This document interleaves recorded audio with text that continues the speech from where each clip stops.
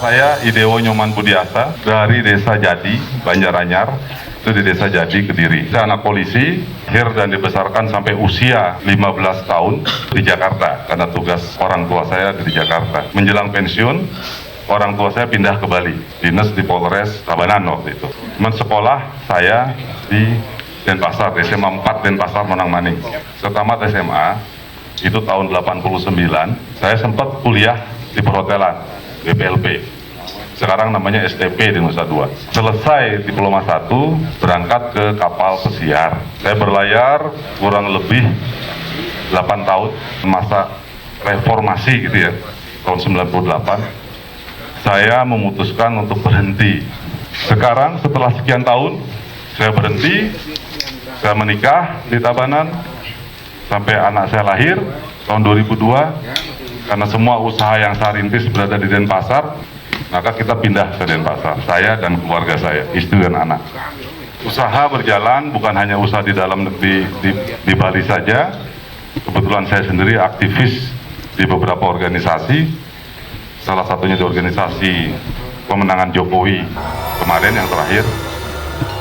Dan sampai hari ini saya juga masih aktif di Kesatuan Pelaut Indonesia, 2 periode menjadi ketua di Bali, 1 periode setelah 10 tahun.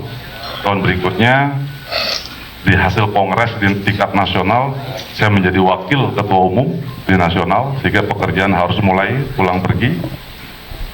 Dan terakhir sejak 2017 sampai hari ini saya masih sekretaris jenderal untuk Kesatuan Pelaut Indonesia di pusat Jakarta.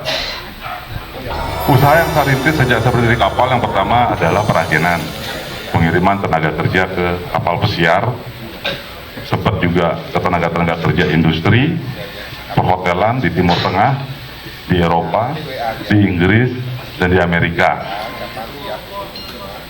Jadi hampir semua benua. Cuman yang sekarang masih untuk perajinan yang saya tekuni, kantor kita tekuni, hanya pemberangkatan ke kapal pesiar. Untuk anak-anak Tabanan, pemberangkatan ke kapal pesiar yang melalui kita punya link akan kami gratiskan.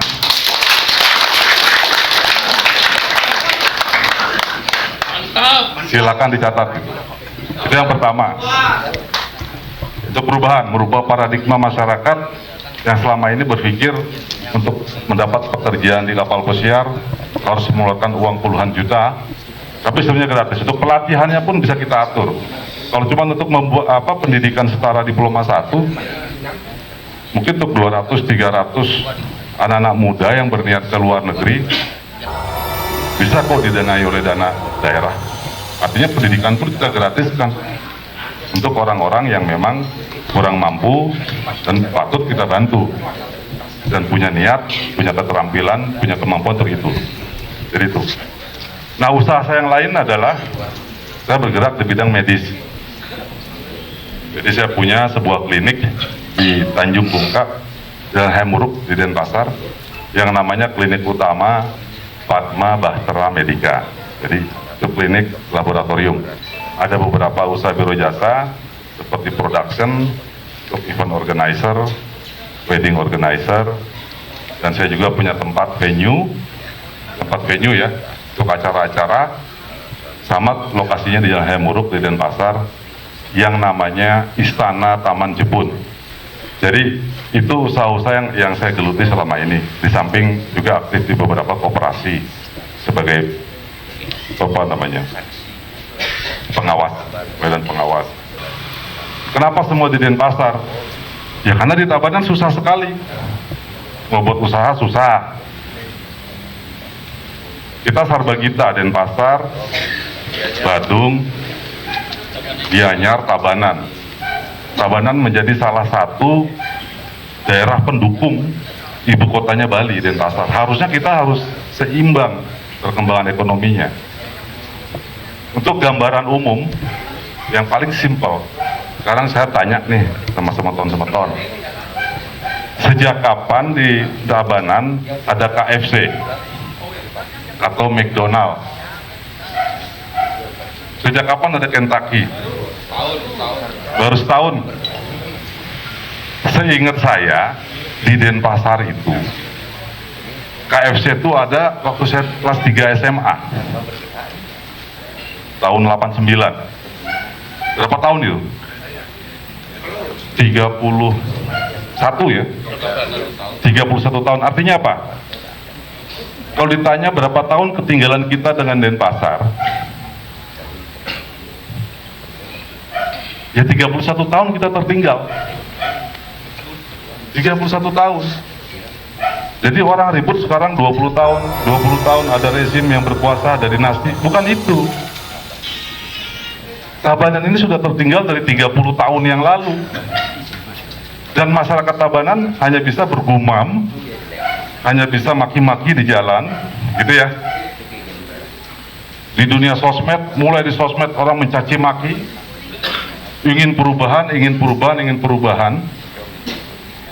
Maka di tahun 2020 ini, Panji Budi siap menjawab keluhan-keluhan masyarakat. 31 tahun kita terjajah oleh sikap kita sendiri, hanya menanggung rasa kecewa, kan begitu? Mau saja kita dibodoh-bodohi, termasuk saya. Mau diintimidasi, ya termasuk semeton-semeton saya di rumah. Bisanya hanya bergumam, kita ngomong di mana-mana hanya bicaranya kapan kita akan berubah. Kita dari Tabanan begini, begono, begitu, tapi tidak melakukan apa-apa. Yang salah siapa?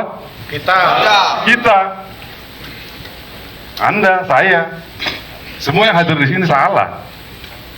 Dan masyarakat Tabanan yang dalam hati kecilnya menginginkan perubahan, salah semua.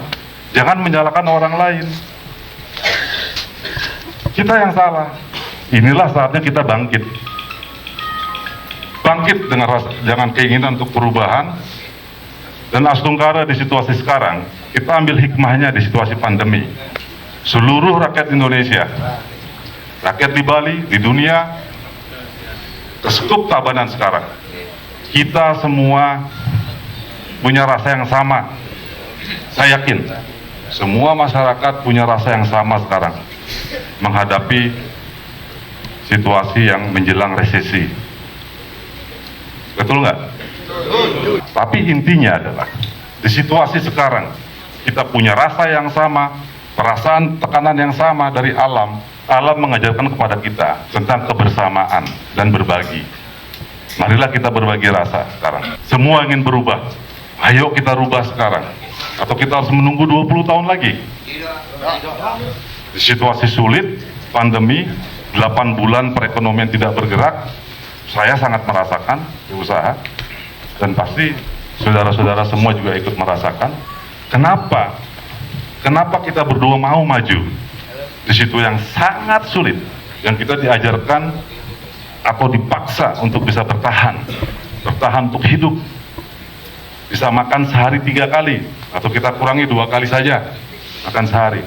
Di situasi sekarang kami berpikir bahwa ternyata untuk merubah itu dengan berkaca dengan gerakan perubahan yang sudah terjadi, nggak usah jauh-jauh di internasional, tapi di Indonesia saja, bahwa ternyata kebersamaan memiliki satu kekuatan yang dahsyat, bisa merubah apapun yang kita mau, perubahan untuk perbaikan. Karena tidak semua perubahan akan membuat kebaikan. Perubahan untuk kebaikan. Janji kami adalah bukan janji politik. Janji kami adalah kepada masyarakat bahwa pilkada ini adalah milik masyarakat, bahwa kami adalah pelayan masyarakat, bahwa kami siap melayani masyarakat, kami siap mengayah, kami siap mengabdi, dan akan kita rubah semua tatanan yang ada di Tabanan. Tatanan-tatanan yang belum pada porsinya, tatanan-tatanan yang belum memihak kepada masyarakat. Beberapa investor sudah mulai komunikasi dengan kita. Seandainya kita menang, lapangan pekerjaan kita harus buka. Ribuan orang dari Tabanan setiap hari harus ngajak jauh-jauh ke Nusa Dua, bahkan ada yang sampai ke Ubud hanya untuk mencari pekerjaan. Pekerjaannya juga tidak berat-berat banget ternyata. Income-nya juga tidak jauh beda dengan UMR yang ada di Tabanan, upah minimum. Pertanyaannya, di era sekarang, dengan banyaknya daerah-daerah tujuan wisata di Tabanan, kita tidak melihat ada hotel bintang 2 atau bintang 3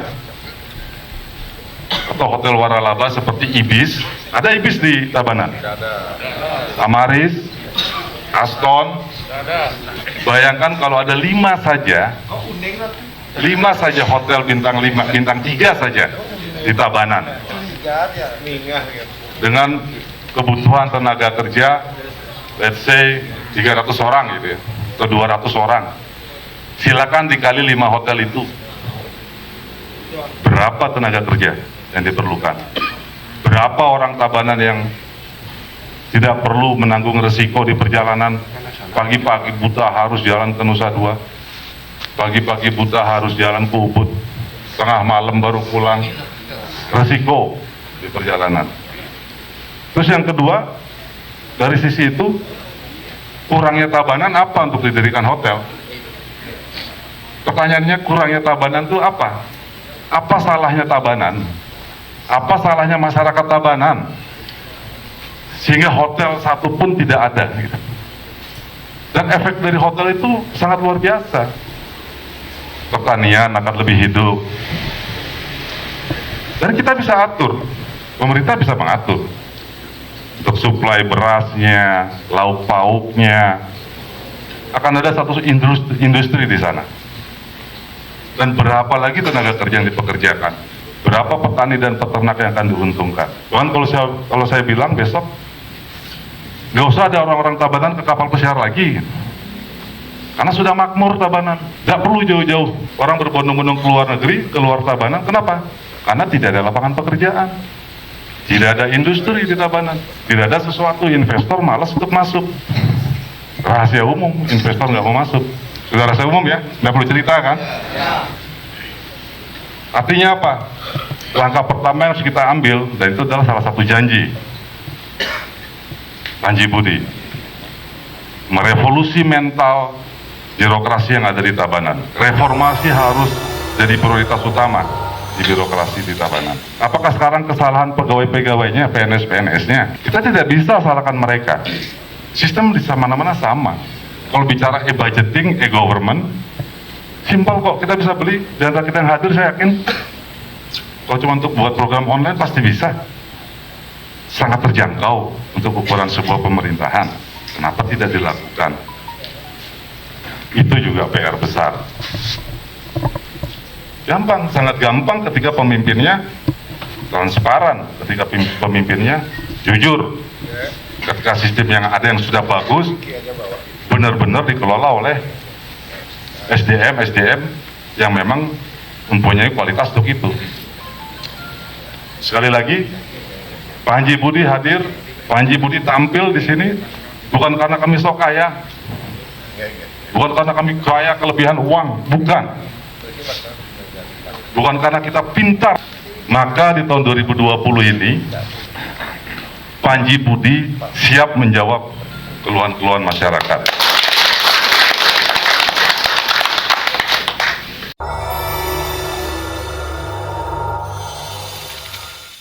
Tatanan baru, Tabanan maju, coblos nomor 2, Panji Budi. Panji Budi, Panji Budi, Panji Budi. Kadang jalan budi yang